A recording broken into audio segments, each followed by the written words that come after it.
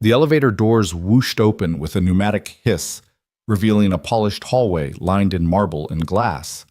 Jack Hayes' tool bag slung over one shoulder paused on the threshold, his heart thumping louder than the click of his daughter's sneakers behind him. Maya, clutching his tool belt, peered up at the glimmering nameplate Sinclair Enterprises, Executive Suites.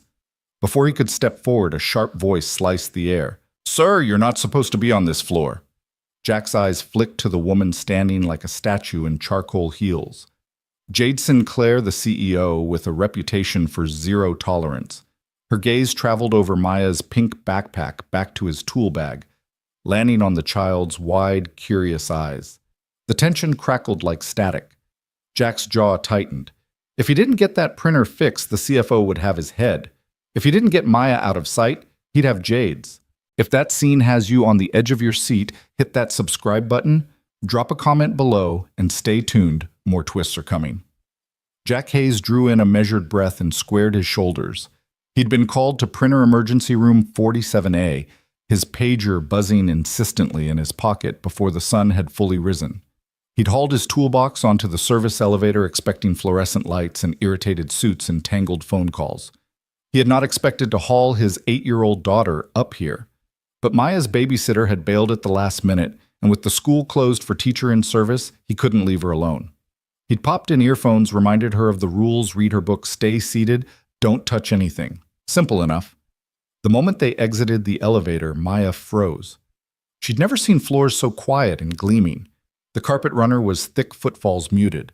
The walls were art gallery white. Then came the click, click, click of stiletto heels growing louder with each step toward them. Jack's blood cooled. Maya stiffened, folding her arms. The woman arrived and Jack recognized her instantly from news articles. Jade Sinclair.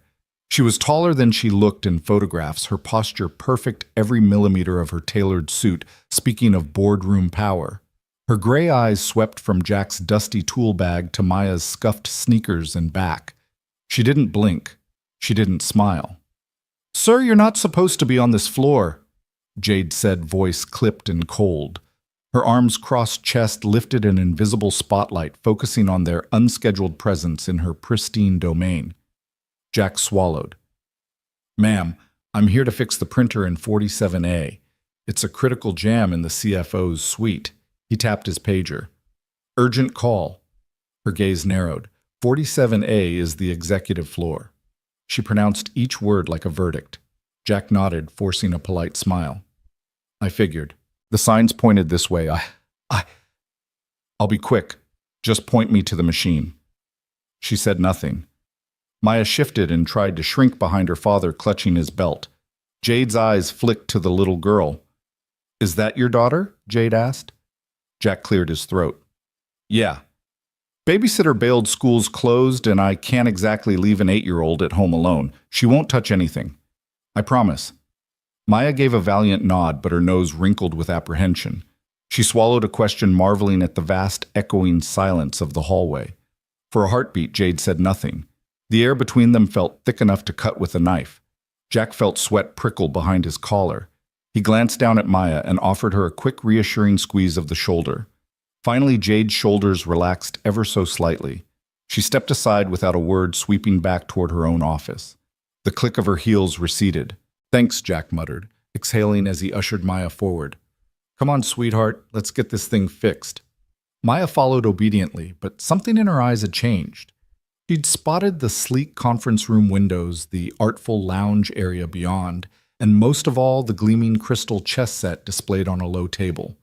Jack hustled her through the glass doors before curiosity could win out. Inside the executive lounge was more gallery than office chrome accents, floor-to-ceiling windows, with a city view, a coffee bar stocked like a 5-star cafe. At its center, beneath a shaft of afternoon light, sat a crystal and obsidian chess set, each piece carved with exquisite detail, catching rays like gemstones. Jack hurried Maya to a plush leather sofa and handed her a children's book from his bag. "Here you go. Sit here, read this, and I'll be back in a flash." He ruffled her hair, dropped a quick kiss on her forehead, then disappeared through the glass hallway toward the printer room. Maya opened her book, but her eyes kept straying to the chess set. The knight's carved mane, the bishop's slender silhouette. It all whispered invitations she couldn't ignore. She tucked the book under her arm, crawled off the sofa, and tiptoed toward the table. She reached out fingertips, brushing cold crystal, lifting the night. It felt weighty in her palm, as if it held some secret. "Do you know how that one moves?" Maya gasped and dropped the piece, but caught it before it hit the glass table. She turned to see Jade Sinclair standing behind her arms, clasped at her waist, her white blazer pristine against the warm lounge tones. I'm sorry," Maya stammered. "I wasn't going to break it. I was just—" Jade held up a hand. "You're not in trouble. I just asked a question. Do you know how the night moves?" Maya nodded slowly. L shape, two up, one to the side. Jade's lips curved in the slightest, almost imperceptible smile. "Impressive." Maya swallowed. "I learned from a book." Jade studied her as though calculating something far more significant than chess moves. Finally, she offered, "Would you like to play just one game?"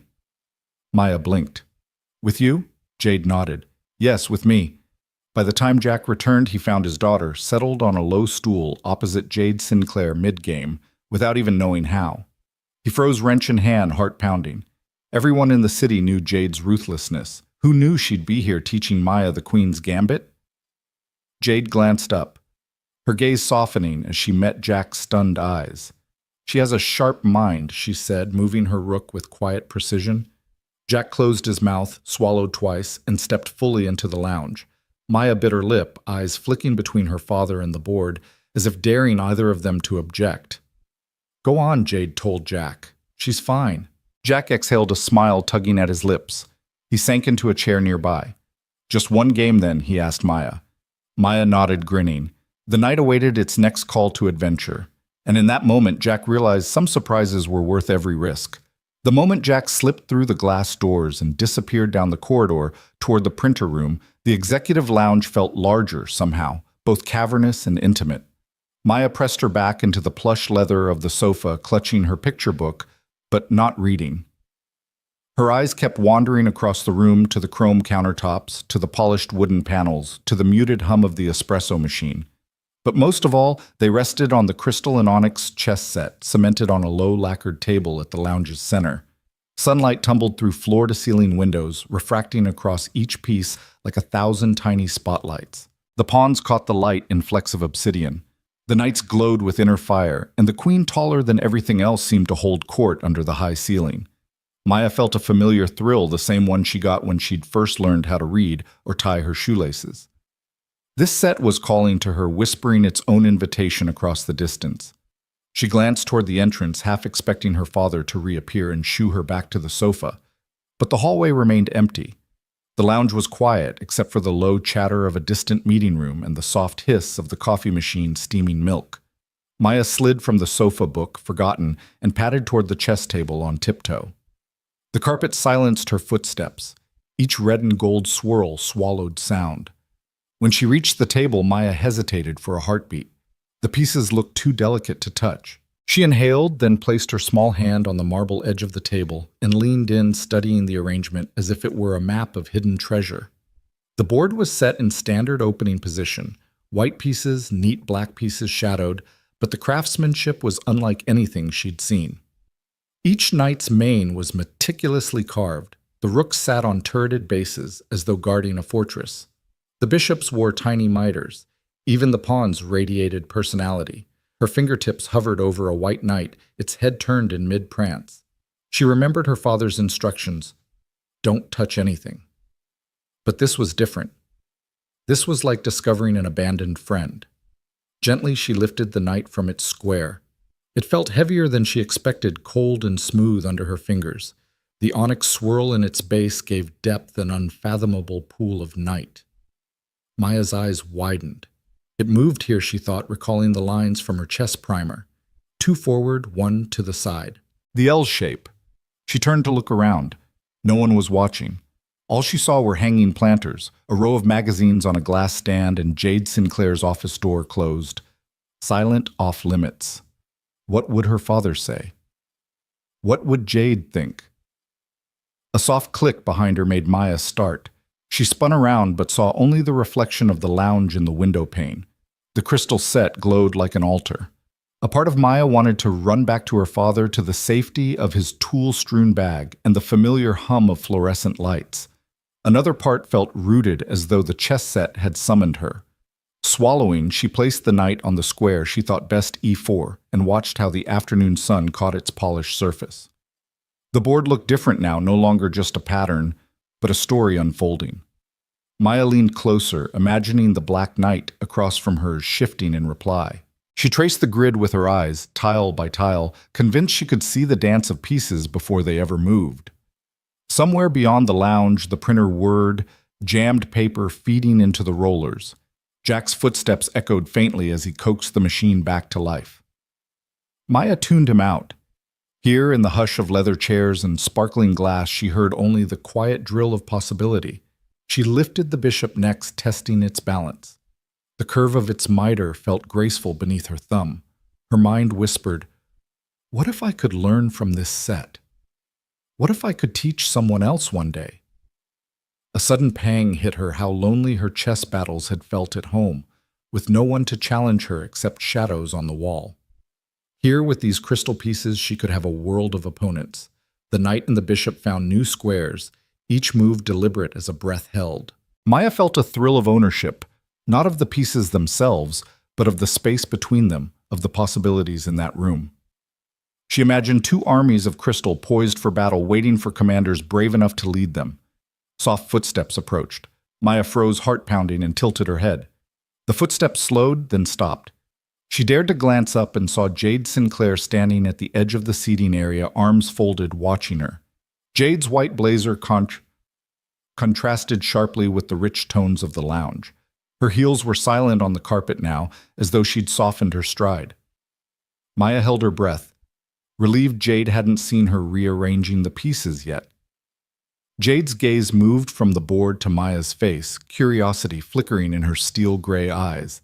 She stepped closer and Maya braced, ready to apologize or run. Instead, Jade reached the table and placed a single finger on a black pawn. "Interesting move," she said quietly.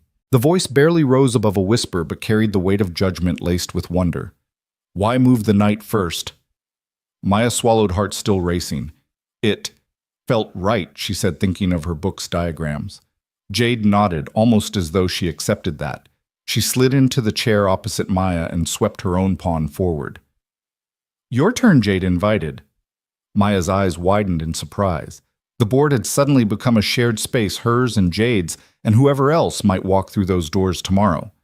She lifted another crystal piece, determined to learn its secrets piece by piece under the faint hum of the lounge lights. Behind her, the hallway remained empty. Jack's footsteps receded, and the chess set's pieces stood witness to the beginning of something neither of them could have anticipated from a simple printer call. In that quiet, crystal-lit room, Maya discovered a world of silent conversations and found the courage to join them. Maya's small fingers trembled around the knight's slender neck as she lifted it from its square. The crystal felt impossibly cool, smooth beneath her fingertips. Its onyx base weighted just enough to remind her that every piece on this board carried its own story. She imagined the knight as a champion in miniature, a lone rider charging across an empty plain armor, gleaming in the sun. In Maya's mind, its silent whisper was a summons, "Move me where I belong." Across the room, the afternoon light shifted, casting prismatic shards onto the marble floor. The executive lounge, usually so forbidding with its chrome accents and muted luxury, seemed to pulse with a new rhythm as Maya held the knight aloft. Her heartbeat matched that rhythm, a quiet drum sounding in her chest. She'd spent countless hours playing phantom games at home, her little hands dancing over a worn wooden set. But this was different. Here the pieces felt alive. Maya drew in a breath, steadying herself against the swirl of excitement and nerves. She had only a moment before her father would reappear, calling her back to the safety of the sofa and her children's book. Yet something about this space, so alien and grand, made her long to stay to learn whatever secret language this crystal board might teach her. She carefully eased the knight forward, placing it on the square she felt most drawn to. The move was tentative but deliberate, 2 squares forward, 1 to the side. It was the opening she'd practiced in her head 1,000 times. She whispered the pattern to herself, L-shape. L-shape. The knight settled into its new home with a gentle click, as if the board itself acknowledged her command. A sudden click of heels on carpet made Maya freeze. She turned wide-eyed to see Jade Sinclair standing just behind her. Jade's white blazer was crisp, unmarred, and her posture was impeccable. Every inch the uncompromising CEO whose decisions reverberated through boardrooms and news feeds alike. Maya's chest tightened. She felt caught in a tableau she was not meant to enter. For a heartbeat, Jade said nothing. Her gray eyes, sharp as cut steel, studied Maya's small hand cradling the night. Then Jade spoke, her voice low but resonant in the hush of the lounge. "Do you know how that one moves?" Maya's throat went dry. She clutched the piece closer, her lips trembling. I think so," she managed, voice barely above a whisper. Jade's expression didn't soften yet. She remained poised, standing like a statue carved from alabaster. Maya tried to swallow the lump in her throat. The room felt suddenly smaller, the carpet's pattern shifting under the weight of unspoken expectation. "It moves in an L shape," Maya said, her voice steadier this time. "Two forward, one to the side." Or two to the side, one forward. The night in Maya's hand seemed to hum at her words, the crystal facets catching a flicker of light. Jade's lips curved briefly, just enough for Maya to know she'd been heard correctly.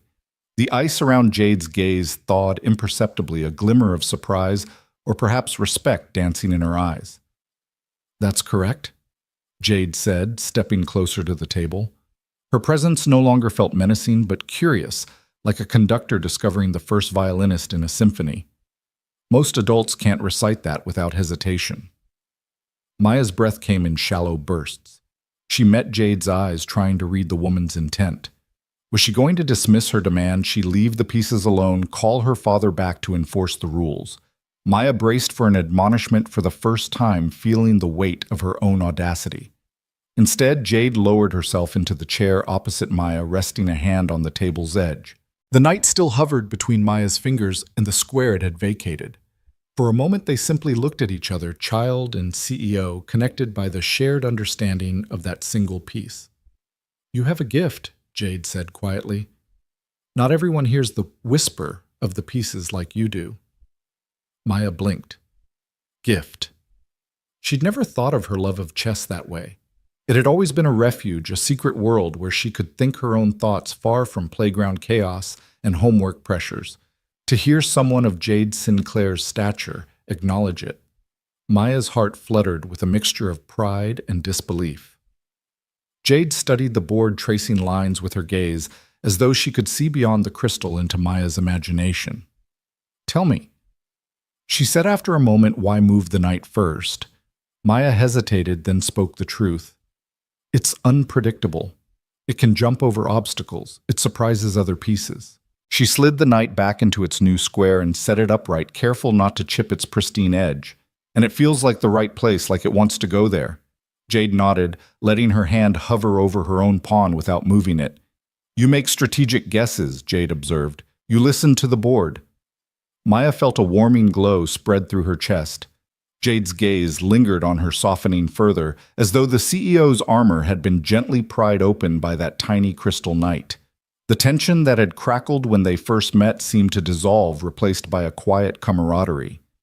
"Your father," Jade continued, nodding toward the corridor where Jack's footsteps had retreated. "He must be proud." Maya tucked a stray curl behind her ear.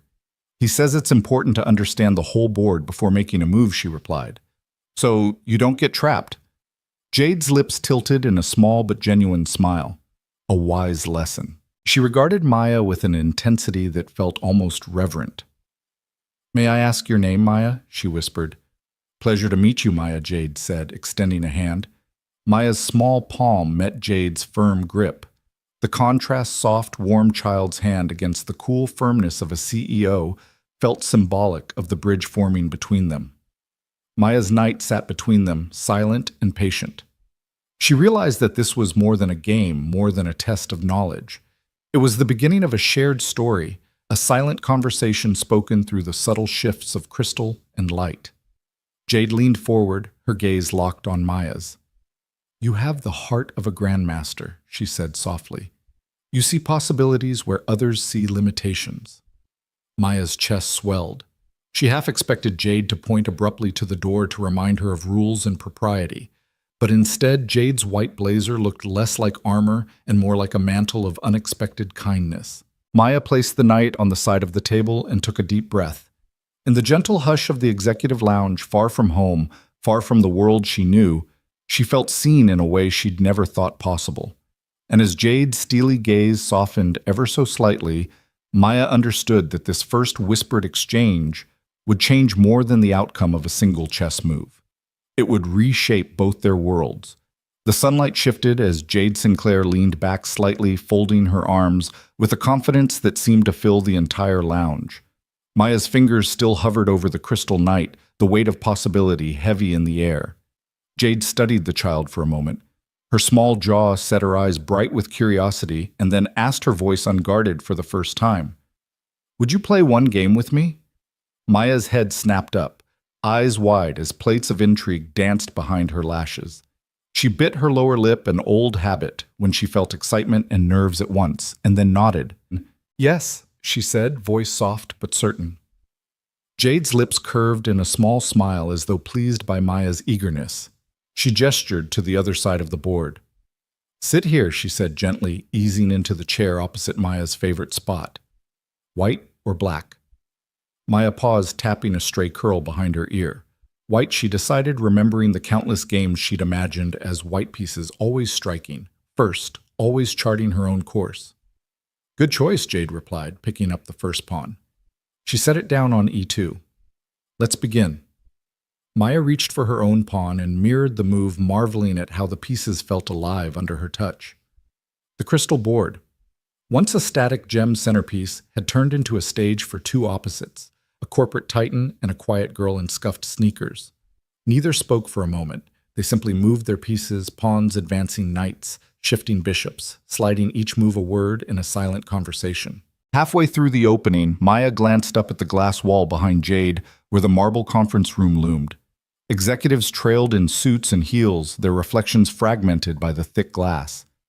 In that moment, Maya felt bold here. She was 8 years old, holding her own against one of the most powerful women in the city, and her father was nowhere in sight to save her. A soft click of the printer room door broke the reverie, and Jack Hayes stepped back into view, wrench in hand and his tool belt clinking. He spotted Maya immediately center stage, seated with Jade, and froze. For a fraction of a second, Jack's face registered panic, then confusion, then awe, as he saw Jade's calm posture and the knight positioned for what looked like a decisive strategy. "Hey, kiddo," Jack said, stepping forward quietly. He touched Maya's shoulder. "Printer's jammed, should be quick now." He glanced at the board. Mind if I grab my wrench and get back to it?" Jade looked up at Jack. One crystal eyebrow arched. The knight she'd just moved glinted between them. "She's in the middle of a game," Jade replied, tone neutral, but with an undercurrent of amusement. "She doesn't need rescuing." Jack blinked, took a breath, and nodded. "Right," he murmured. He set the wrench on the sofa beside him and sat in the chair Jade had vacated. He crossed his legs, watching Maya with a new kind of interest. Proud Daddy versus Panic Daddy, battling for control of his expression. Maya swallowed and turned back to Jade. "Your move," she said, voice steady. Jade's gaze softened as she surveyed the board. "Very well," she said, sliding her bishop diagonally across the squares. The piece rested menacingly close to Maya's pawn. "Check." Maya frowned, leaning in to consider the implication. Her mouth quirked in concentration as she remembered a variation from the chess workbook she'd pored over at home. She slid her knight around the threat, forming a quiet blockade that both protected her king and threatened Jade's rook. "Check," she declared, eyes shining. Jack whooped softly, covering his mouth. Maya's cheeks flushed with triumph. Jade paused mid-reach for her rook. Then she leaned back in her chair, studying Maya like she'd uncovered a hidden code in the city's skyline. "Remarkable," Jade said, voice low. "You play with intuition and an eye for patterns." Maya beamed. "Thank you." Around them, office life continued, distant laughter, muffled phone rings, the clack of laptop keys. But the chessboard had become a sanctuary, its crystal pieces reflecting a world beyond deadlines and bottom lines.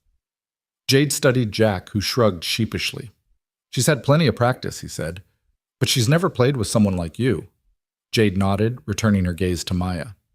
You're not intimidated, she asked the girl. Maya shook her head, pulling back a strand of hair. No, I like it when the game's hard. Jade smiled a true smile that reached her eyes. She extended her hand toward Maya's queen. Your queen, she said softly. A formidable piece. Maya nodded, flicked the queen onto a new square, and the game danced onward, knights whirring pawns, shifting a delicate balance of offense and defense. Jack leaned forward, whispering, I think she's going to win. Jade glanced at him, shaking her head. Not so fast, she replied. Her next move was precise. She sacrificed a pawn to free her bishop, opening the board with ruthless elegance. Maya's jaw dropped. Maya's hand hovered over her next piece. She bit her lip, recalling her studies, her father's encouragement to think 2 moves ahead. She slid a rook forward to support her knight, foiling Jade's attack. She looked at Jack, who nodded, eyes bright. Jade watched the rook's new position for a long moment, then let out a breath. Well played, she murmured. She tapped the board with a fingertip, a rare gesture of respect. You see the whole board, Maya. You hear its whispers. Maya smiled shyly. In her head, she heard nothing but the quiet thrill of being recognized. Here was the CEO who fired executives mid-meeting, showing genuine admiration for her strategy. Jack stood and stretched, careful not to jostle the board. I'll just fix that printer and be out of your hair. Jade inclined her head. Don't rush. Stay a while if you like. Her tone held no sarcasm, only invitation. Jack looked at Maya, whose eyes danced between him and the board. She nodded, and Jack settled back down on the edge of his seat. Wrench forgotten. Maya and Jade resumed play, the pieces shifting in a private language known only to them. Each move revealed more Maya's fearless creativity, Jade's disciplined foresight, and the unspoken bond forming between them. Outside the lounge, the city churned on urgent meetings, flashing headlines, the relentless pace of ambition. Inside, a child and a CEO were engaged in a game that transcended titles and expectations, teaching each other lessons no corporate memo ever could. And as the afternoon light mellowed into gold, Maya looked up at Jade and whispered, Thank you for playing with me. Jade's gaze softened one last time. Thank you for the challenge. Her knight poised near Maya's king, the reflection of their shared journey shone brighter than any crystal could, promising new beginnings on an ancient board of black and white. The air in the executive lounge felt charged as Maya leaned forward to make her 5th move. Jade Sinclair's steel-gray eyes tracked every shift of Maya's hand, the crystal pieces catching the late afternoon sunlight and scattering rainbows across the polished floor. Jack Hayes sat to the side, arms folded, watching the game's delicate dance unfold before him, wrench momentarily forgotten in his lap. Their sequence had been swift and elegant. 1. Maya's pawn to e4, White's bold opening staking claim at the board's heart. 2. Jade's pawn to d5, a classical counter challenging Maya's advance. 3.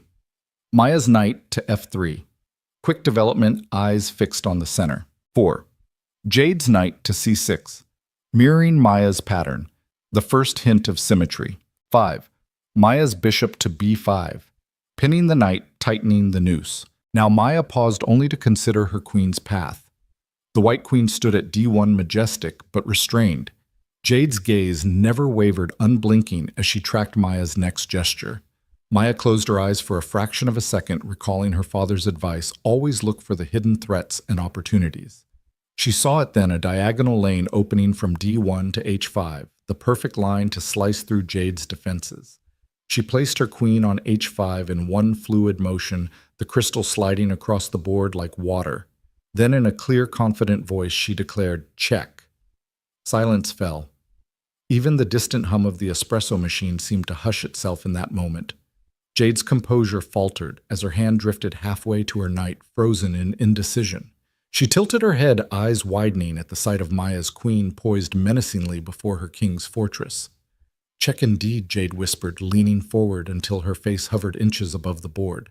The two of them were suddenly breathing the same charged air, bound by the unspoken revelation that Maya's talent ran deeper than mere childhood curiosity.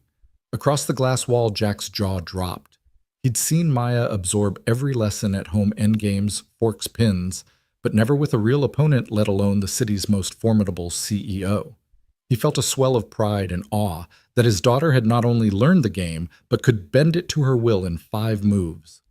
Jade's fingers hovered over her rook, but she did not reach for it. Instead, she exhaled softly and closed her hand into a fist on the table's edge. Recognition dawned in her eyes. This little girl saw the game and perhaps the world differently. For so long, Jade had viewed everything in terms of power control and strategy to maintain her empire. Here was a reminder that strategy could also be poetry, that youthful insight could uncover patterns seasoned executives overlooked. Maya's cheeks flushed pink, but she remained poised, her small chin lifted in quiet confidence. She did not gloat. She simply looked at her pieces as though admiring a sunrise and then turned her gaze back to Jade, ready for whatever the CEO did next.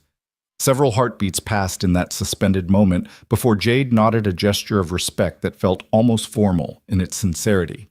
She gathered her composure, sliding her rook sideways in a gesture that both acknowledged check and simultaneously deflected it a subtle dance of concede and combat. The crystal clinked and Maya felt the board shift under Jade's tactical response. Clever, Jade said, eyes never leaving Maya's. Very clever. Maya allowed herself a small smile. She'd seen the potential queen fork on move 5 in her mind's eye, but executing it against a real opponent against Jade Sinclair felt like catching lightning in a bottle. Jack leaned forward, mindful not to disturb the board. "I've never seen a faster check," he whispered, voice thick with pride. Maya shot him a sideways glance that said, "Please don't embarrass me." Jade interrupted her tone, returning to its usual crisp professionalism, but underscored with new warmth. "Your move, Maya," she said, indicating the board. "Let's see where you take this next." Maya's heart fluttered with excitement. She touched her queen gingerly, moving it back to g4, drawing Jade's king into a deadlock while protecting her own defense. Each piece she moved felt like a word in a shared story, a conversation that transcended rank and job title. Jade countered, bringing her bishop to e6, the bishop's crystal curves catching the light in a silent salute to Maya's ingenuity. The game unfolded, pawns traded knights, danced in arcs. Only they could traverse bishops, sliced through diagonals, like dancers weaving ribbons of strategy. Jack watched the interplay with rapt attention, aware that this was more than a game. It was a revelation, a moment that would echo through both Maya's and Jade's lives. As the moves ticked off in Maya's mind, she sensed Jade's shift. The CEO, who dismissed people with a single glance, was now leaning forward, her face softened by genuine engagement. Maya realized she wasn't just playing against a corporate mogul. She was meeting a fellow strategist, someone who respected the unspoken poetry in chess. Finally, with one last delicate move, repositioning her rook to g5 to shield her queen. Maya asked softly, "Check again?" Jade paused, studying the board as if seeing it anew. She smiled fully this time, the kind of smile that speaks of admiration rather than triumph. "Check," she admitted, her voice imbued with both defeat and delight. She reached out to lift Maya's queen, placing it back gently on d1. Jack whooped low in the background, earning a quick, admonishing look from Maya. She giggled quietly, delight and relief blooming in her chest. Jade gathered the pieces, resetting them into the starting position with methodical care. "You have a gift, Maya Hayes," she said, addressing Maya by name for the first time. "You don't just play the game, you understand it." Maya bit her lip, cheeks warmed by the praise. She looked at Jack, whose eyes glistened with pride, and then back at Jade. "Thank you for the game," she said sincerely. "It was fun." Jade nodded, her crisp blazer somehow less forbidding now that she'd shown her humanity. It was more than fun. It was enlightening. Maya hopped off her chair and ran to Jack's side, slipping her hand into his. Jade watched them, father and daughter, united in this unexpected moment of triumph, then offered a final nod. Jack cleared his throat and gave Jade a respectful inclination. "Thank you for your time, ma'am. Printer's fixed, by the way." Jade inclined her head. "Glad to hear it. And Maya, if you're ever up for another match, my door is open." Maya's eyes lit up. "I'd like that." Jack picked up the wrench and Maya slipped her book under her arm. As they made their way toward the elevator, Jack felt the day shift beneath his feet. He'd come to fix a printer. He'd left with a memory he'd treasure forever. Behind them, Jade returned to her seat at the board, the pieces once again silent sentinels of possibility. She tapped the glossy wood thoughtfully, her gaze distant but thoughtful. Maya's check in 5 moves had stirred something in the CEO's heart, an echo of a world where brilliance wasn't measured in profit margins, but in the quiet power of a child's insight. And as the elevator doors closed on Jack and Maya, the crystal chess set remained glinting beneath the fading sun, waiting for its next whispered conversation to begin. The gated entrance of Jade Sinclair's Ocean View estate yawned open for Jack and Maya as if it had been waiting just for them. Jack's aging sedan rolled past manicured hedges shaped like abstract sculptures, then curved along a driveway lined with salt-tolerant palms and lavender bushes bursting into bloom. The sea stretched out beneath them, its sapphire surface broken by whitecaps in the morning sun. Jade met them at the grand marble steps dressed in a lightweight cashmere cardigan over tailored slacks, her hair pulled back to reveal the arc of her neck. "Welcome back," she said, voice warmer than their first encounters. Maya's eyes widened as she hopped out of the car, scanning the columns that rose like ivory guardians on either side of the entrance. Inside the foyer was a cathedral of light walls of pale limestone, a sweeping staircase, with glass balustrades and an enormous abstract painting in hues of teal and gold that felt as fluid as the ocean beyond. A series of French doors beckoned off to one side, sunlight spilling through into a library lined with floor-to-ceiling bookcases. Jade led them through the soft click of Maya's sneakers echoing on the polished stone floor. "Please make yourselves at home," Jade said. "Would you like something to drink?" "Tea juice, orange juice, please," Jack said, grateful for the normalcy of Maya's small voice beside him. Maya had already bounded toward the library. "Can I choose a book, Daddy?" she asked, her hand drifting along the spines, as though each one held a secret. "Of course," Jack smiled, catching Jade's eye with a grateful nod. Jade watched them with a fond expression, then turned and retrieved a crystal pitcher from a nearby console. She poured juice into 2 tall glasses and set them on a low table in the sunlit conservatory where orchids and ferns created a suspended garden. "Whenever you're ready," she said, motioning toward a pair of cushioned chairs flanking a small chess table. Maya hugged her book to her chest and followed Jack out to the terrace. The chairs were positioned to face the sea. Directly between them sat the new chess set, a handcrafted wooden board inset with mother-of-pearl pieces carved from marble and onyx. It was more intimate than the corporate crystal set, yet every bit as regal. Maya's eyes lit up. "Can I have white again?" she asked, dropping her book into Jack's waiting hand. "White it is," Jade said, lifting the white queen and offering it to Maya. Maya slipped the queen into her lap and set her feet on the chair's bottom rung, ready to dive in. Jack settled beside her, sipping his juice. Jade took the opposite seat, folding her legs beneath her with practiced ease. They began without fanfare. Maya's pawn to e4, Jade's pawn to e5. The afternoon breeze carried the scent of salt and jasmine mixing with the soft creak of the wicker terrace chairs. Maya's moves were quick, confident. Her knight leapt to f3, her bishop slid to c4. Jade watched each gesture through narrowed eyes as though she were both teacher and student in this living lesson. Jack leaned over to Maya. "You've got the board in your head already," he whispered. Maya nodded, tongue caught between her teeth. Jade shifted her rook to f6, a move that surprised them both. Maya's brow furrowed. "I didn't see that coming," she admitted, touch of admiration in her voice. Jade smiled, a hint of pride creasing her eyes. "Keep an eye on your knight," she advised softly. "And remember, sometimes the best offense is a good defense." Maya paused, studying the board, then repositioned her king's knight to d2, creating a shield around her fragile center. Jack sat back, impressed by her adaptability. For the next stretch of moves, they fell into companionable silence, punctuated only by the soft clicks of marble on wood. Maya's pieces advanced fluidly. Jade's responses were precise, the product of decades spent navigating both corporate chessboards and real ones. The sun dipped lower, painting the terrace in golden light, but neither player appeared eager to end the game. Finally, after Maya placed her queen on h5, threatening direct contact with Jade's king, she whispered, "Check."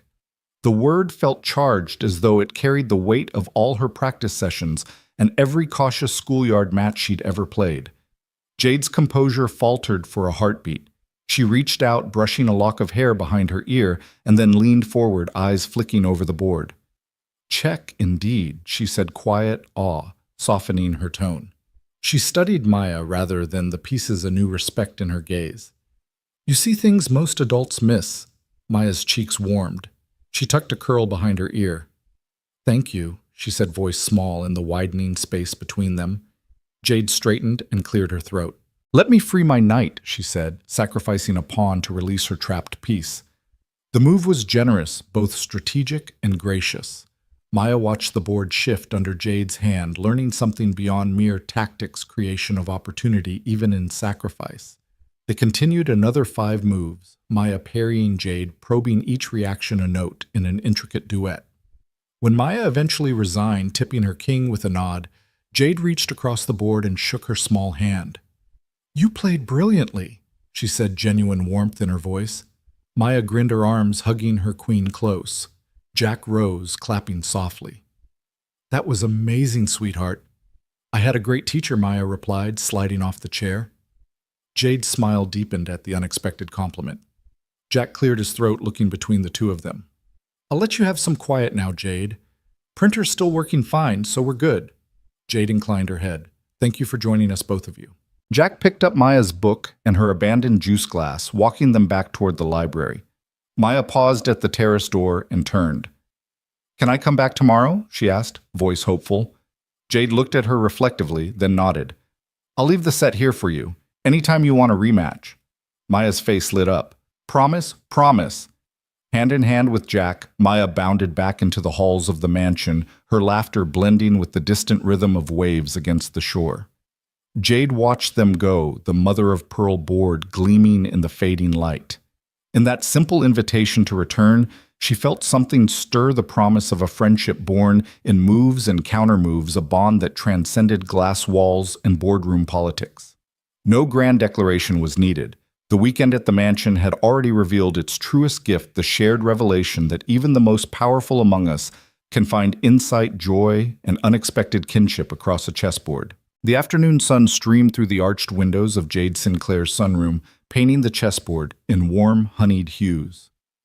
Maya's small hands moved pieces with the quiet confidence of someone entirely at ease in this world of black and white.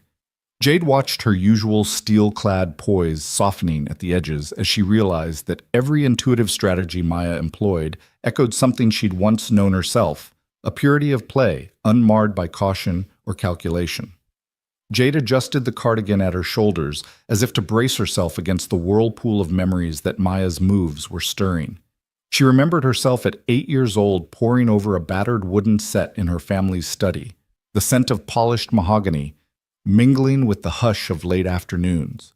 She'd loved the knight's unpredictable leap, the queen's sweeping power, each move a miniature act of creation. But in the years since strategy had become a tool of control, a means to maintain her empire at any cost.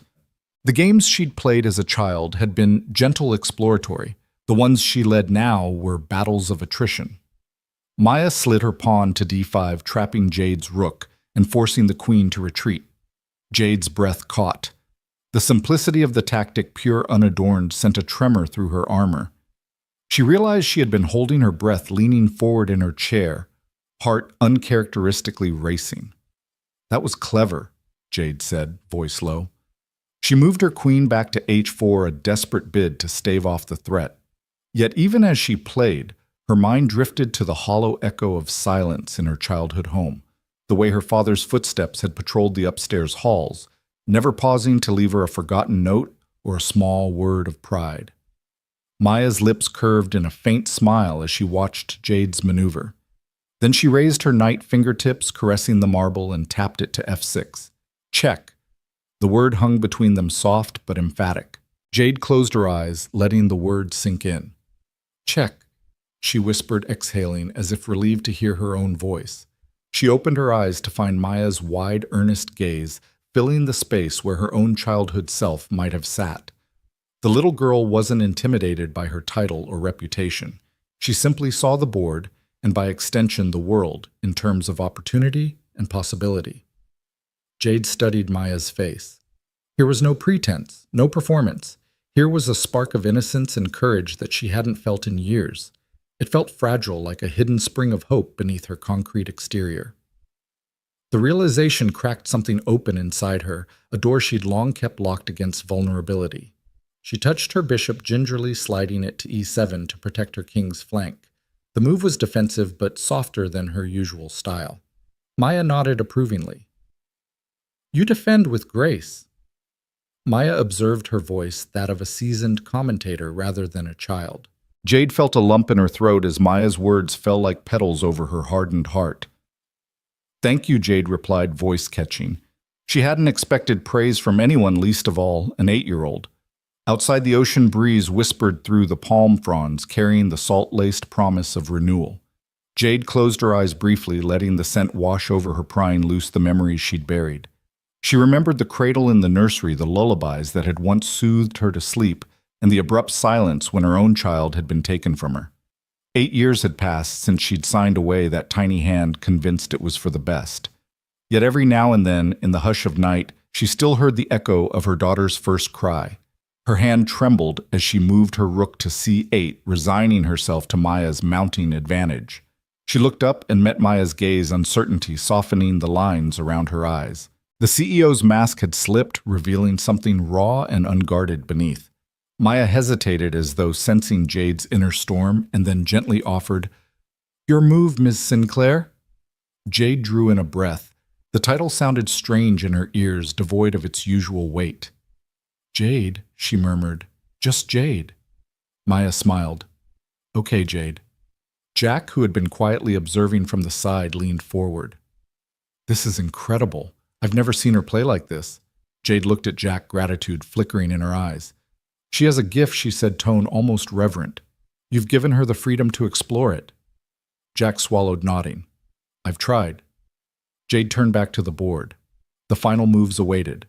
Maya moved her queen to d4, a calculated advance that sealed the fate of Jade's king.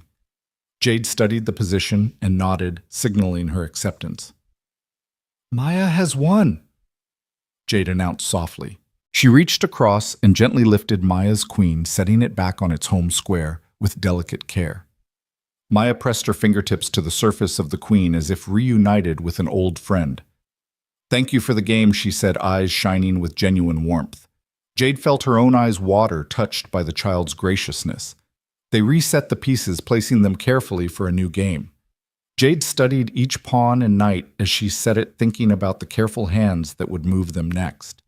She realized she wanted Maya to have every opportunity she herself had been denied, room to fail space, to learn, a mentor to guide rather than judge. "Maya," Jade said, rising from her chair. Maya looked up, curious. Jade extended her hand. "Would you like to learn a new opening? One my own mentor taught me at your age?" Maya's face lit up in delight. "Yes, please." Jack stood as well, marveling at the transformation before him. The titan of industry, humbled by a child's intuitive mastery, cracking open to rediscover the wonder she'd forsaken. Jade led Maya through the mechanics of the Sicilian defense, her voice gentle and patient, eyes bright with the rediscovered joy of teaching.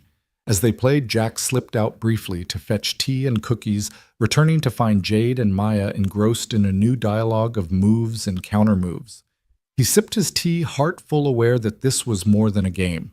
It was a bridge spanning years of regret and hope, linking a CEO and a child in a shared rediscovery of innocence and wonder. When the sun dipped low, painting the estate's halls in dusk's soft glow, Maya finally stretched and yawned. "I think I've learned enough for today," she said. Jade nodded in agreement. Maya gathered her pieces, placing each back in its marble castle. Jade followed suit, her fingers lingering on the knight, as though reluctant to end their time together. "Thank you, Maya," Jade whispered. "You've reminded me how to see the game and the world through new eyes." Maya patted Jade's hand. "And you've shown me that playing isn't just about winning. It's about sharing the board." Jade closed her eyes, letting the words sink in. She realized in that moment that her armor had cracked, not from pressure, but from the gentle insistence of a child's intuitive grace. Hope and regret, memory and possibility mingled like the last rays of sunset in her heart. Jack rose and collected their empty teacups. He looked at Jade with newfound respect. "You were wonderful," he said simply. Jade turned to him, a hint of a smile on her lips. So was Maya. They walked together down the marble hall, Maya skipping ahead with a boundless energy that whispered of future triumphs. Behind them, the chessboard waited silent, patient, and ready for the next game in which two unlikely players would continue to reshape each other's worlds. Jack Hayes woke to the soft glow of dawn filtering through their living room curtains, the hum of their humble apartment stirring to life around him. He stretched and rubbed the sleep from his eyes, then reached for his phone on the coffee table, where yesterday's teacup still stood cold. His thumb flicked across the screen, and there it was, a single message from Jade Sinclair. "Maya's welcome for another match, no agendas." He blinked, surprised by the warmth threaded through those 7 words. Jade Sinclair, the formidable CEO whose every public appearance set corporate halls whispering, had sent a personal invitation to his 8-year-old daughter. No contracts, no media requests, no fees, just chess. Jack read the message twice, incredulity twisting his chest. He wondered if it was some kind of mistake, Jade's assistant sending a draft. He scrolled up to confirm the sender. J.S. Sinclair. No question she meant it. The phone buzzed again with Maya's sleepy yawn. "Daddy?" Maya's small voice drifted down the hallway. "Is it time for school?" Jack slipped the phone into his pocket and called back. "Morning, sweetheart." "Not quite. I've got something to show you first, okay?" A beat, then a bright. "Okay." He padded into the kitchenette where Maya sat at the table, hair-tousled cereal bowl. Half empty. Her eyes were still glazed with dreams, but the minute they saw him, they lit up. "You got it?" she asked eagerly, wiping milk from her chin with the back of her hand. Jack pulled his phone back out. "Read this," he said, handing it to her. Maya leaned forward, squinting as though trying to make the letters dance into a secret code she could decipher. When she realized it was addressed to her, she gasped and set the phone down with a clatter. Cereal sloshing over the bowl's rim. Really another game. Her spoon clattered to the table. Jack chuckled. "Looks like it." "No agendas," she said. "Just chess." Maya leapt up, nearly knocking over her chair. "Can I go?" "Right now?" Jack slid onto the bench beside her, wrapping an arm around her. "Not right now. You've got school, remember? But I'll text her back to say we'll come whenever she's free." Maya sniffed, blinking. "Okay. But can we play this weekend?" Jack nodded. "Absolutely. I'll let her know." She grabbed his hand and pumped it up and down. "Thank you, Daddy." "Thank you." He laughed as Maya practically danced around the tiny kitchen. "Slow down there, Grandmaster," Maya giggled, gathering her cereal bowl and spoon. "I am a Grandmaster," she declared, marching toward the bedroom to get dressed. "And soon everyone will know it." Jack watched her go, a swell of pride in his chest. He opened the message thread again, thumb hovering over the reply field. "Thank you, Jade. Maya and I would love to come by this Saturday afternoon." He sent it, then sat back and let the morning light wash over him. He thought about the weekend's earlier game, the way Jade had watched Maya's lightning-quick tactics, the genuine fascination flickering in her eyes, the way she'd softened the enormous weight of her title to become simply a curious opponent. That invitation, so casually phrased, signaled something profound, that this match between CEO and child transcended any corporate power play.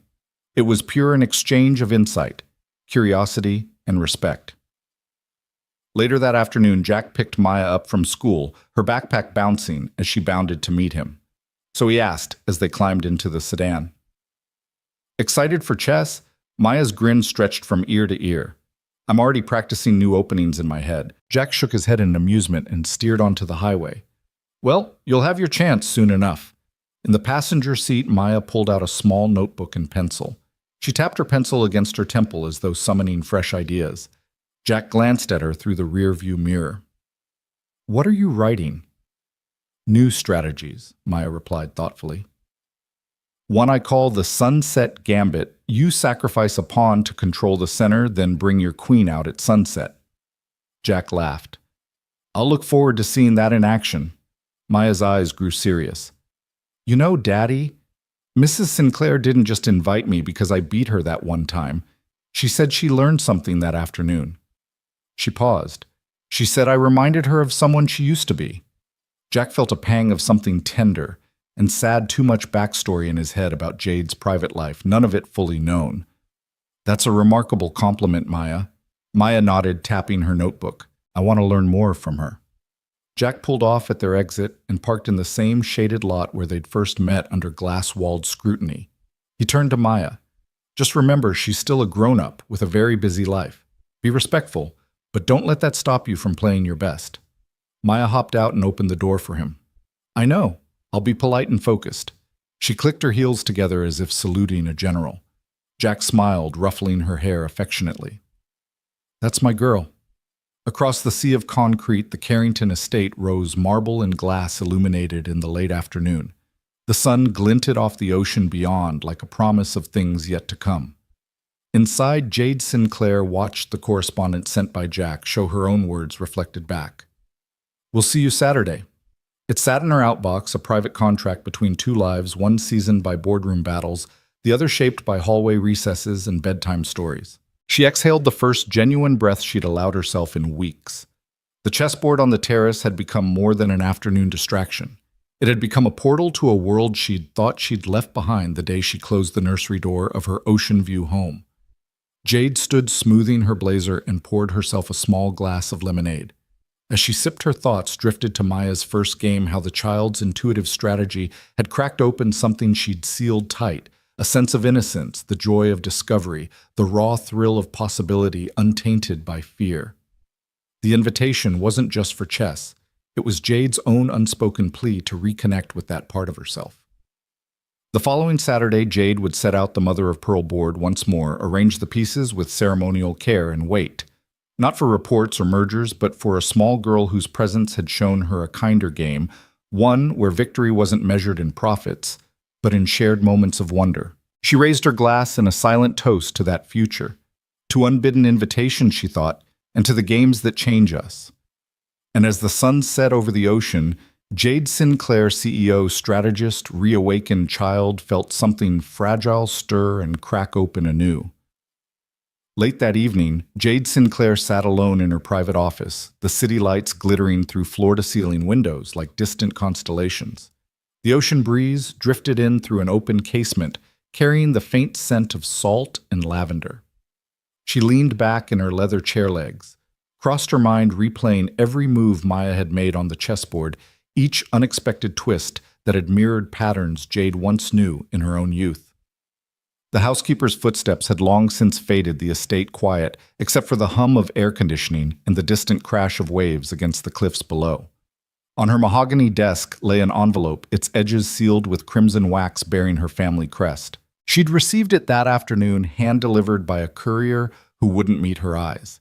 It contained a DNA report commissioned quietly months ago, when an unshakable intuition first whispered that Maya was more than just a bright chess protege. Jade had resisted opening it, fearing the truth her own heart, and the child who'd reignited something fragile and precious inside her. Now, with the house empty and the night thick around her, she broke the seal. The inner envelope revealed a single sheet of heavy paper printed in precise type, a barcode at the top, test results below. She unfolded it and read, Sample A. Maya Bennett.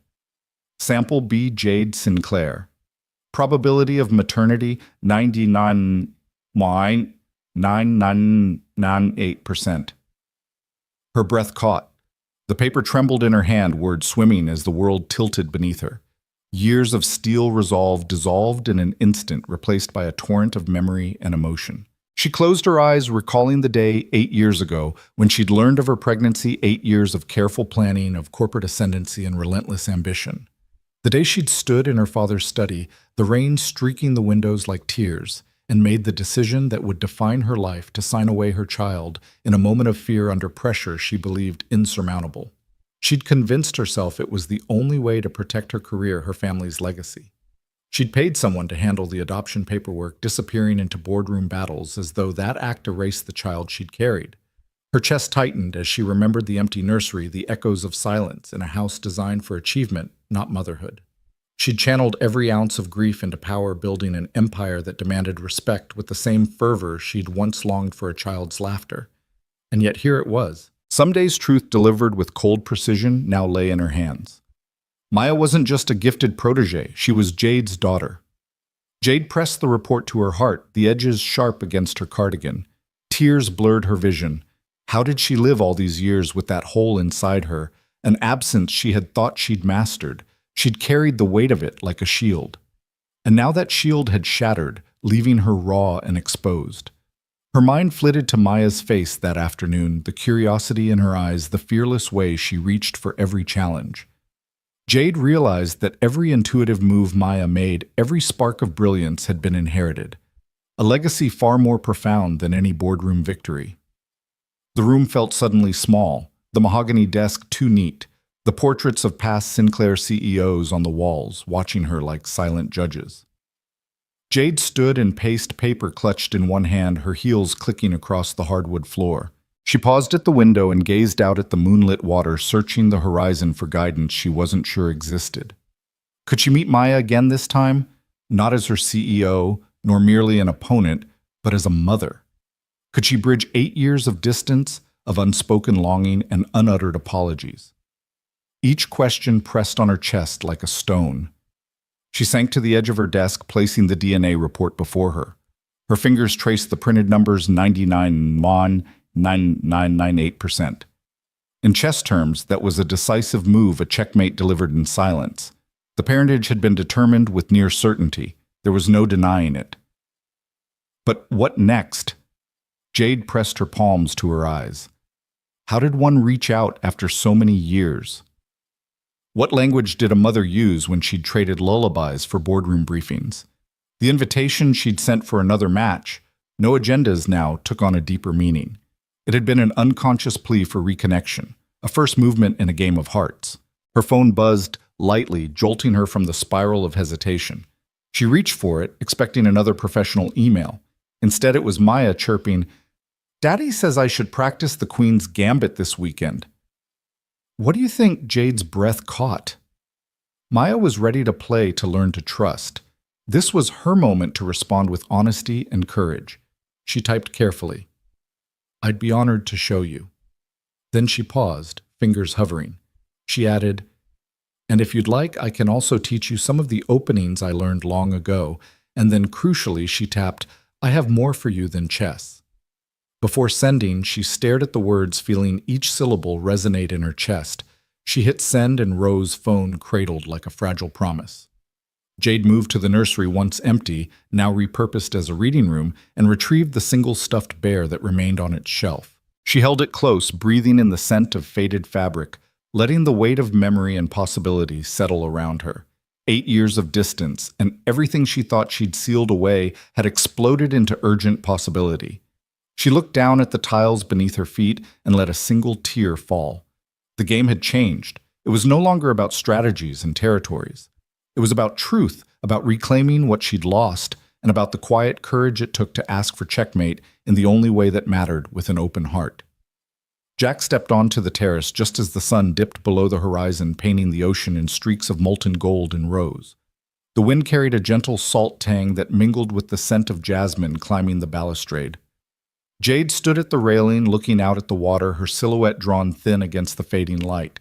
She turned as Jack approached her, crisp blazer replaced by a soft shawl tossed over her shoulders. "I wasn't sure you'd come," she said, voice low. The clink of her heels softened on the marble floor as Jack moved beside her, offering silent support. "I had to," Jack replied, folding his arms loosely. He regarded her in the soft glow, noting how the lines around her eyes, usually so severe, now appeared weary and vulnerable. "Your message?" It sounded urgent. Jade inhaled, her gaze drifting back to the horizon. She opened her mouth, then closed it as if warring with the words. Finally, she exhaled and began, voice trembling. 8 years ago, I was 26 and fresh out of grad school. I'd just taken my place on the board, a seat I'd fought for since I was a teenager. Then I found out I was pregnant. Jack let that settle between them. The only sound was the whisper of waves against the cliffs. Jade continued, taking a small step away from the railing. My father called me into his study. He looked at me like I'd broken something precious. She paused, pressing her hand lightly against her abdomen as though it remembered the life she'd carried. He said my pregnancy would create a scandal that would disgrace our entire family and ruin our company's reputation. He gave me an ultimatum: terminate it or lose everything. Jack's breath caught. He remembered the ruthless way Jade had climbed to power-cutting deals and severing ties without remorse. Never had he imagined a moment when fear and love had wrestled inside her. He kept silent, attentive. I was terrified, Jade admitted, her voice cracking. Not of the child, of what I'd become if I kept her. She looked at Jack, eyes glistening. I believed my career, my place in this world, was more important than my own flesh and blood. So I agreed. I signed the papers. I told myself that I was protecting her from the headlines, from judgment. I told myself I'd give her the freedom to grow away from my mistakes. Jack felt a pang in his chest, empathy blooming for a woman he barely knew. You thought you were doing the right thing, he said softly. Jade nodded, tears slipping down her cheeks. I thought I was strong, but I was just afraid. She turned back to the sea shoulders, trembling. I buried the news. I buried my guilt. I barred the nursery door and threw away the key. Jack reached out, placing a hand on her arm. The warmth of his touch grounded her. You were a child yourself, he said quietly. You made a choice under pressure. You did what you thought you had to do. He paused, searching her face. You never had to carry that alone. Jade stared at her shaking hand. I thought I had, because I couldn't bear the thought of facing anyone. Not my board, not my colleagues, not myself. Her voice faltered. And then Maya walked into my life, and every move she made on that board reminded me of what I'd lost: kindness, curiosity, the courage to be vulnerable. Jack's gaze softened. She's special, he agreed. She sees the world differently. And she saw you, not Jade Sinclair, the CEO, but Jade Sinclair, the person. Jade turned to him, eyes searching his. I wanted to tell you earlier when I saw her that first time, but I was terrified you'd think less of me, terrified you'd take Maya away. Jack's breath caught. He swallowed. I thought you were just being kind to a young player. He ran a hand through his hair. I didn't know the truth until the DNA report. Jade placed a hand over her heart. I couldn't bear the idea of losing her again. I thought if I kept my distance, I could protect both of us. But distance isn't protection, it's a barrier. I'm tired of barriers. She turned fully to face him, tears shining in the terrace light. Jack, Maya is my daughter. I relinquished her believing it was best for her, but she never left my heart. Not for a moment. Jack stepped closer, lowering his voice. I know. He paused, letting the weight of that confession settle. I know what it's like to carry a constant worry for a child. Lots of parents do. But I also know that a child belongs with those who love them most. If you want to be in her life, we'll make room. No boardroom politics, no agendas. Jade's lips trembled in relief. You understand? After everything. Jack lifted her hand, placing it over Maya's beer, the childhood toy Maya had left behind the first weekend. I see a mother who lost her way and wants to come home. That's all that matters. Jade leaned into his embrace, the first genuine connection she'd allowed herself in years. Thank you, she whispered. I'm so sorry. Jack rested his chin on her head. We all make mistakes. What matters is what we do next. Will you stay? Will you be part of her life going forward? Jade straightened, taking his hand to steady herself. Yes, she said firmly. I want to be her mom. They stood together on the terrace, the darkness settling, but the promise of dawn ahead. Below them, the waves whispered against the shore, a rhythm of renewal and hope. Jack squeezed her hand. Then let's start now. Jade nodded, feeling the weight lift from her shoulders for the first time in years. Now she agreed, her voice steady in the night air. In that moment, two hearts bearing the same wound, now bound by truth and the courage to heal, Jade Sinclair and Jack Hayes, took the first step toward a family remade by honest confession and unwavering acceptance. Jade's invitation arrived in Jack's inbox early one morning, an official nomination to the Young Masters Invitational in New York City. The subject line read simply, Maya Bennett, by nomination only. Jack stared at the message twice, heart thudding. He scrolled down to the body. Dear Mr. Hayes, It is my great pleasure to nominate Maya Bennett for the Young Masters Invitational held at the Manhattan Grand Hotel ages 8 to 16. Her recent displays of strategic creativity and fearlessness in play have convinced me she belongs among the finest rising talents in the country. Warm regards, Jade Sinclair. Jack closed his eyes, picturing Maya's wide grin, her mind alive with possibilities. He dialed Jade's number before he could second-guess himself. "Got your message," he said tentatively when she answered. "Are you serious?"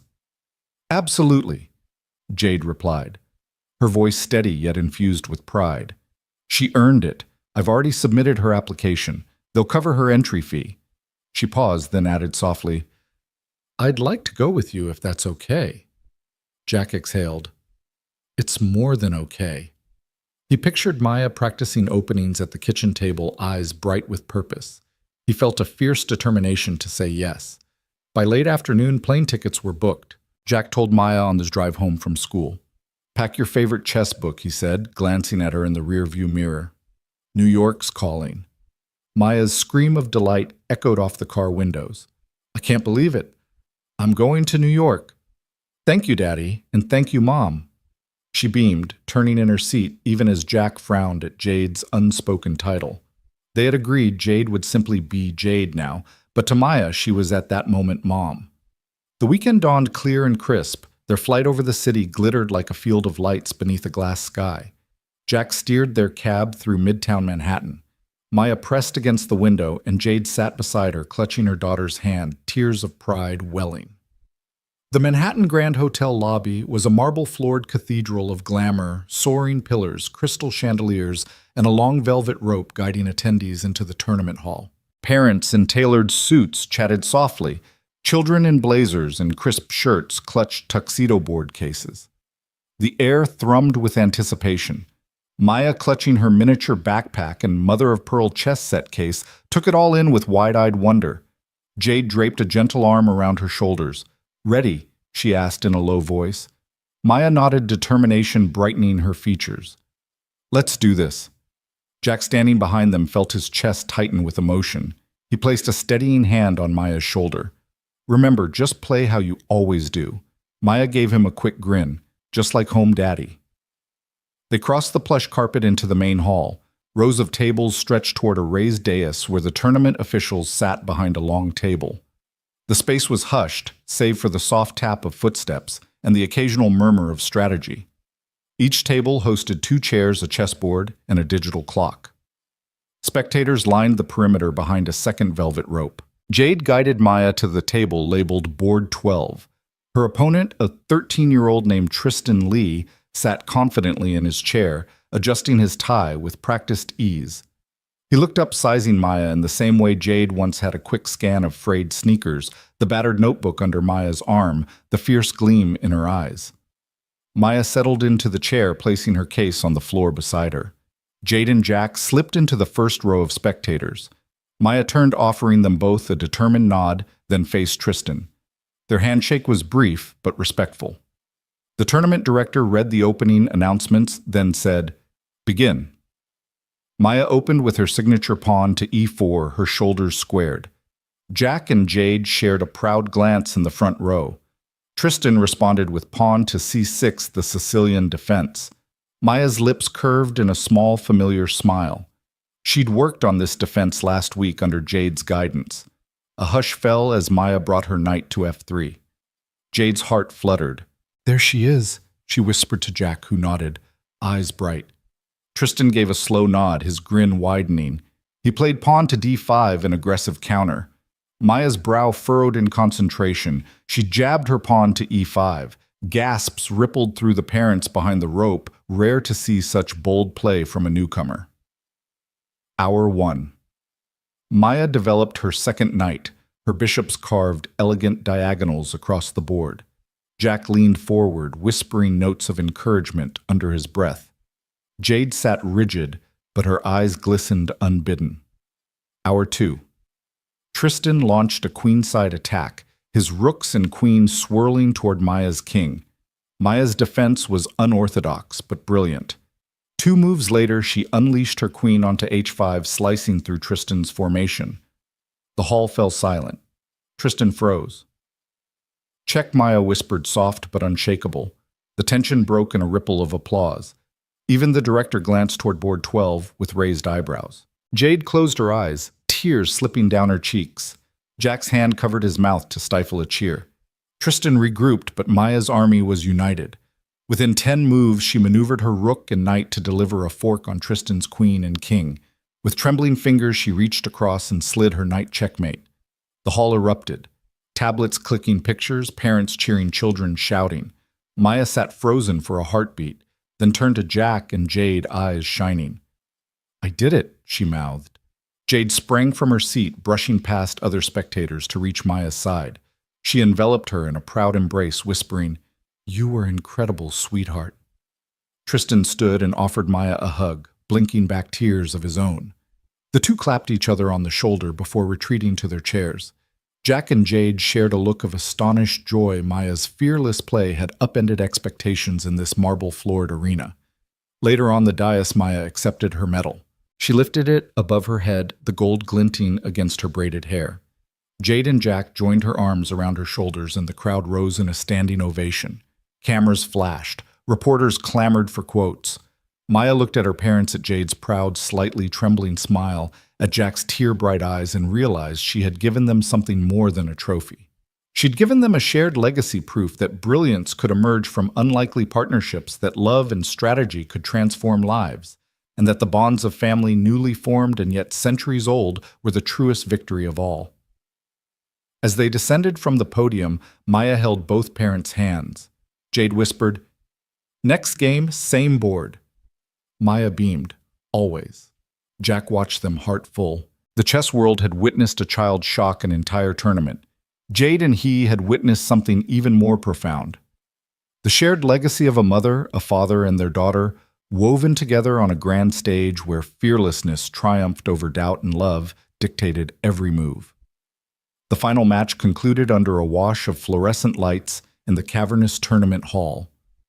Yet as Maya shook hands with her opponent, a composed girl 2 years older, the noise faded into nothingness for Jade and Jack.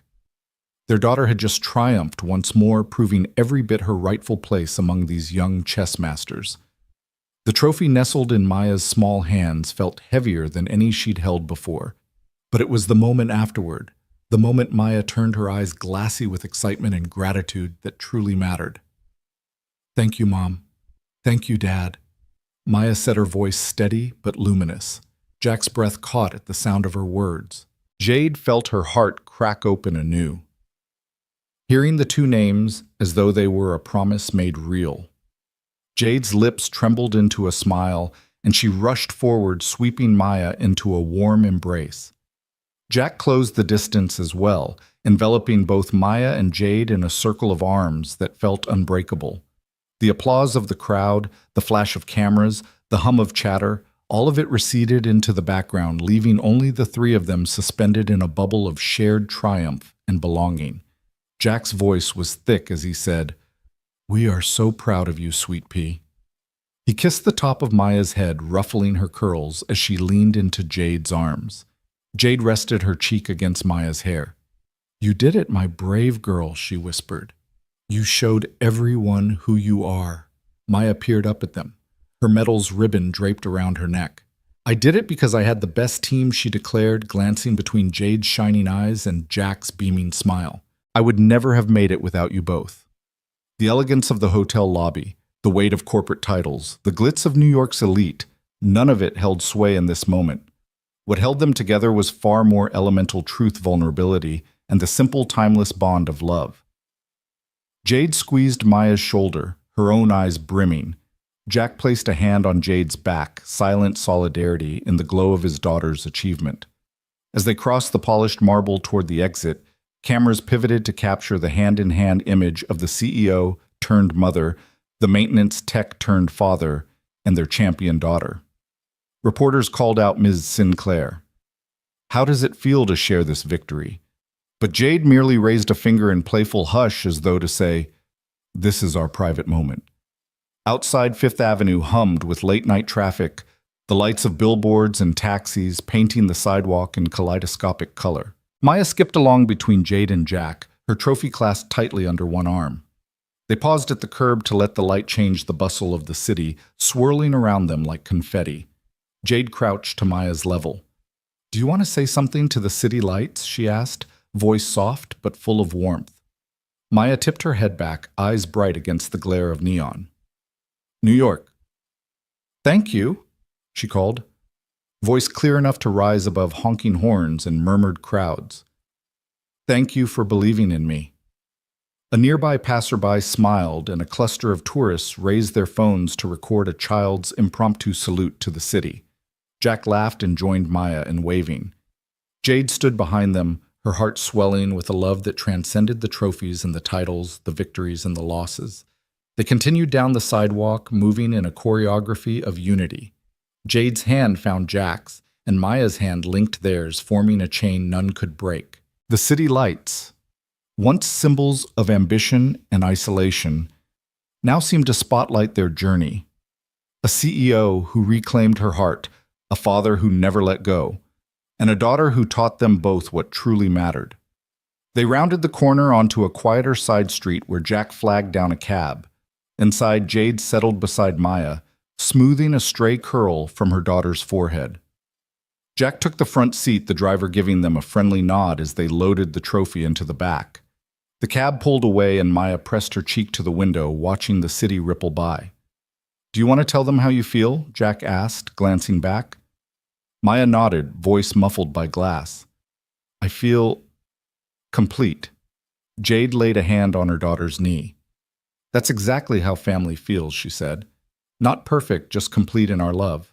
Maya smiled and Jade squeezed her hand. Jack turned on the overhead light for a glimpse of both their faces in the rearview mirror. Maya's triumphant glow. Jade's proud tears, Jack's steadfast joy. They rode in a cocoon of shared triumph, the city buzzing around them, a backdrop to their private moment. When the cab pulled up to Jack and Maya's apartment building, they climbed out together, the trophy cradled in Maya's arms like a beacon. Jade walked with them to the door, every step a testament to her commitment to this new family she had chosen to embrace fully. Inside the building's lobby, Jack reached for the elevator button. Maya leaned against Jade, the two of them standing close as the doors slid open. Jack pressed the button for their floor, and the elevator chimed. As they settled inside, Maya piped up, "Can we play chess at home tomorrow?" Jade laughed, eyes meeting Jack's. Every day she promised, voice soft with emotion. Jack nodded. Every single day. The elevator doors closed, and in the small, mirrored chamber, they saw themselves CEO tech worker and their daughter reflected as equals, bound not by obligation, but by love. No boardroom drama, no corporate maneuvering, no one left standing outside. They had found each other's hearts in the quiet checkmates, in the grand victories, in the smiles and tears, in the shared legacy forged by truth and second chances. As the elevator ascended, Maya pressed her finger against the mirror, tracing a heart around their three intertwined reflections. Jade smiled, tears glistening. Jack stepped between them, placing an arm around each. And in that tight, luminous embrace, they were not titles or reputations or achievements. They were simply Mom, Dad, and Maya, at last truly and irrevocably a family.